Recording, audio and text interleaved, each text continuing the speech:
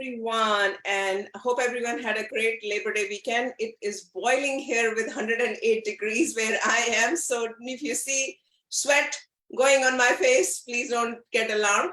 Anyway, we are talking about a very interesting topic, which we have not talked at all, is dushi visha in Ayurveda. I'm going to let Dr. Kamal explain what it means and how it impacts all of us. Dr. Kamal is an Ayurvedic physician, MD, who is joining me from Nepal, Kathmandu. Thank you so much. Thank you. My pleasure. Namaste.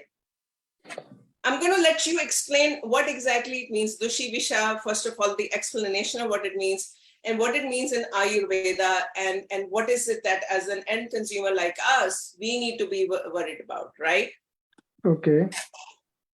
So, should I start? Yes, please start.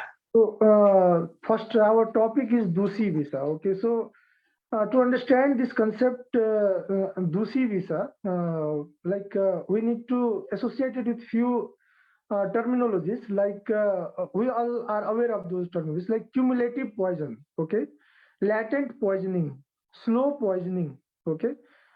Even chronic poisoning. Okay. So, these sort of concepts.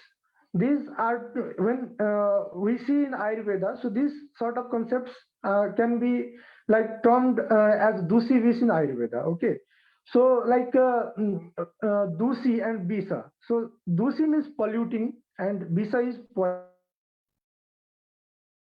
poison, right? So something which pollutes the doshas, that is vata, pitta, kapha, and the seven dhatus, that is ras, rakta, mans, med, asthi, vaja, and sukra. So such type of poisons which are like of mild potency, okay, so these are termed as dushi. So now regarding the scope, so if we talk about the scope in present context of dushi visa, it would make us easier to know about it. So like there are some problems that we are facing in our daily life, like heavy metal poisoning, okay, like cosmetic toxicity, pesticides residues in our vegetables and fruits and all, preservatives, coloring agents, even the occupational hazard exposures, these sort of things that we come across, the toxins that enter in our body, which are like not very potent, but they goes on accumulating in our body, and in due course of time, when the blood level reaches to some point, they manifest into some symptoms. So this concept is dushi vis in Ayurveda. So if we go further detail, then as I already told that dushi vis, like mild poisons are dushi vis. Okay, so they are such poisons which are like when they enter in our body and they are not completely eliminated from our body, or which are partially digested and it remains there. Okay, so or which are like by the action of external factors like the temperature or wind maybe, or even the internal like digestion partially being digested in the body, they remain in the body but they do not manifest the symptom as such, but they wait for the aggravating factors, the favorable factors, which may be like dushit desh, dushit kal, like the polluted environment, okay, like the cloudy days, even the food, like unwholesome foods that they may be taking. Okay, such things, when such aggravating factors, the people come across such aggravating factors, the dushi vis which was there present in the body, it will manifest the symptoms.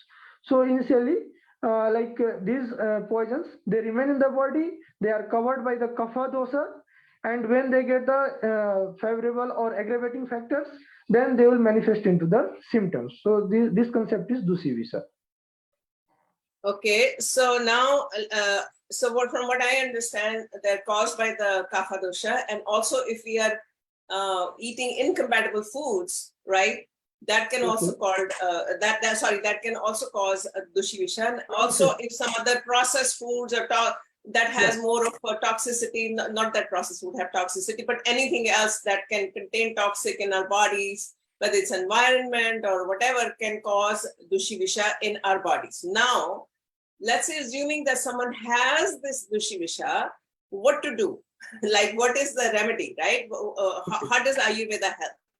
Okay, so like I already talked that dushi vis is already is present in the body, okay, and it is like partially eliminated. Some portion is still there, which is waiting for some aggravating factors to manifest into symptoms. So the treatment part is like the foremost treatment is that it should be eliminated completely from the body. That is the detoxification that we come across. That is the term detoxification. So either you do the Bowman therapy or the virechana therapy. So detoxification is the main solution for dushi visa. So once in a while, people should undergo detoxification. Okay, so that is the thing. And the other thing for like it is like for completely curing the dushi visa. Otherwise, for symptoms and all. So first we can, if one is not ready to undergo the detoxification, complete detoxification, they can also undergo sudation process, that is Swedan. Okay, like eliminating the poison by creating the sweating and all. So that is also one of the method to remove this dushi visa. So this sudation process or Swedan that we call in Ayurveda, or the exact Sodhan process, the purificatory process, that is Bowman or Birichan. So these are the main treatment. And we also have some drugs, a very wonderful formulation, which is known as dushi, bisari, agard in Ayurveda. So it mainly contains of drugs like pipili. Pipili, I think you may be knowing, piper, long piper. Okay. So such type of drug there are. This is a very wonderful formulation. We have 8-9 drugs in those. So that is also very much useful, which one can use for various symptoms so which are associated with dushi visa. So this is the basic, like the main thing is once in a while they have to undergo detoxification. That is the thing. And they have to also take the drugs which are like increasing the appetite and suppressing the kapha dosas. So this is the basic principle.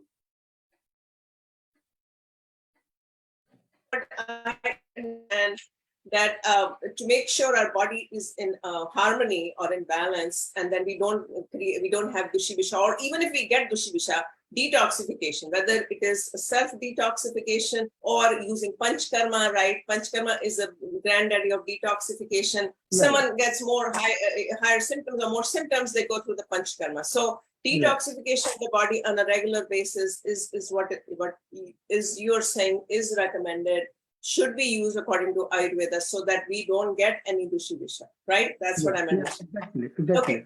So we all understand panchkarma. Panchkarma is very detailed process, and you have to talk to the Ayurvedic physician and doctor. But let's not talk about panchkarma right now. What is it that we can do? Simple Ayurveda detoxification, home remedies, or maybe some triphala or some khichdi. Yeah. What is it that? Fine. So regarding detoxification, simple measures that we can do is, one thing is langan. Okay, that is fasting. So once in a while, am I audible? Yes. Okay. So once in a while, going for fasting. Okay, that is the langan. Okay, so that can be considered. And also in our food habits, like as I already told, we should be taking foods like which has the capacity to pacify the kapha dosha, okay, or increase our agni, that is the fire. Such foods like pipili, the trikatu, okay, the jeera that we use in our Indian kitchens, the cumin, the coriander seeds, okay, even the sunti is very, very best, the ginger, okay. So these sort of things, when we use, this will help in removing those kapha, the kapha that has canopied or covered the dushi beast. So once that kapha is removed, the dushi beast will be eliminated even by our natural urges like defecation or natural process that we have in our body. So one thing is that we need to remove those kapha which has covered the dushi beast. Okay, so for that we can do simple measures like fasting and taking simple drugs. Okay, so such things can also be considered. Okay, so from what I understand, you're saying intermittent fasting is recommended, right? And that is a completely new, very, very detailed topic. And also, Ayurveda also has a concept of a seasonal cleanse, right? Every season they recommend fall cleanse and also spring cleanse. that do deeper cleanse of the body. And of course, if someone needs more panchkarma. So it's a different type of like intermittent fasting, cleansing your body on a regular level. And if someone needs a deeper cleanse, then they need a panchkarma therapist, right? Yeah, That is what. Correct. Well, thank you so much, Dr. Kamal. This is an interesting topic. We've never talked about this. We talked about what happens when your internal balances go out of whack. What is it that we should do? That's what we were talking about today. With that, thank you everyone for your continued support. I am truly humbled and thankful for every single person out there who is supporting us. And we are coming up with programs focused only on women first, and then we will start going other places. Okay. So with that, All the best. yeah, thank you. Thank you, Dr. Kamal. Bye-bye. My pleasure.